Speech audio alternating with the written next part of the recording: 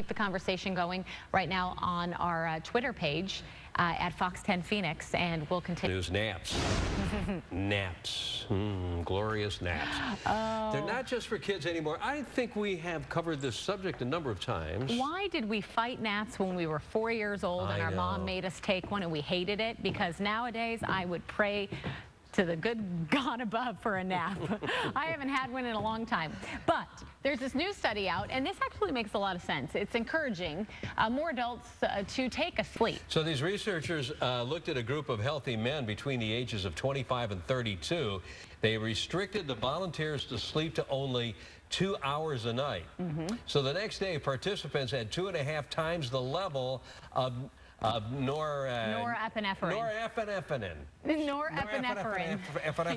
okay, it's a stress hormone. That's all you need to know. Norepinephrine. Yeah, and it does all sorts of bad things to your body. It increases your heart rate, blood pressure, blood sugar. It's not good. So on another night's sleep, they limited it again to 2 hours. However, the next day, those same people were allowed 2 30-minute naps.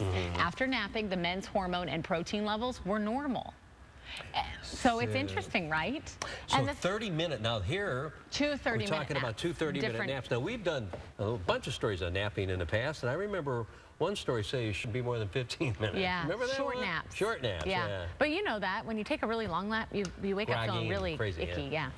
Okay, so speaking of sleeping, do you and your partner sleep face-to-face? Do you sleep kind of cuddled up? Well, you spoon? I hate that. I hate saying that. I hate saying that. Celeste is live with more on what your sleep physician says about your relationship. Hi, Celeste. Are you a spooner? Well, what's wrong with being a spooner? Nothing's wrong with it. I just hate saying it. What's wrong with spooning? Nothing is. Andrea. We all do it. It's also hump day, Andrea. It's Wednesday, my friend. So I know how much you love that word. But anyway. We are talking about sleep here, and we're talking about lovers, couples, relationships, and you're absolutely right. We're talking about spooning. We're talking about back-to-back. How do you sleep with your, significant other in the bed at night? So there's this new study out of Britain, and it's pretty interesting. We're here in Central Phoenix. We have some video to show you as well this morning, and let's get you the details on this study as well. So as far as the study is concerned, what we're learning this morning is that 27% of couples sleep back-to-back without touching. So a psychologist says these couples are connected and secure in themselves. This position shows closeness and, of course, also shows independence. 23% sleep back-to-back touching. These couples are relaxed and comfortable with one another, often common in some new relationships. 18%, well, they spoon. Front-to-back touching demonstrates a dynamic where one partner takes a protective stance over the other. And 8% of lovers not, which means that they face each other and then their arms and their legs are actually intertwined.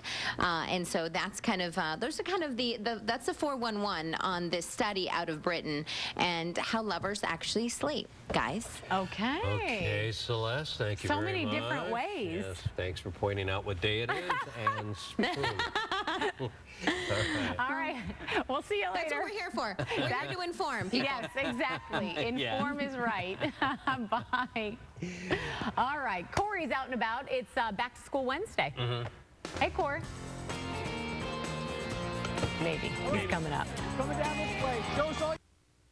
Yeah, I would say so. Yeah. Seth knows the way to Crystal's heart is through her stomach, so he often whips up surprises. What? She needs in terms of making sure that we can actually defeat the enemy. And to me, that means the name of those who you're fighting. So it doesn't give them an opportunity to change their name or go find a safe haven in another location.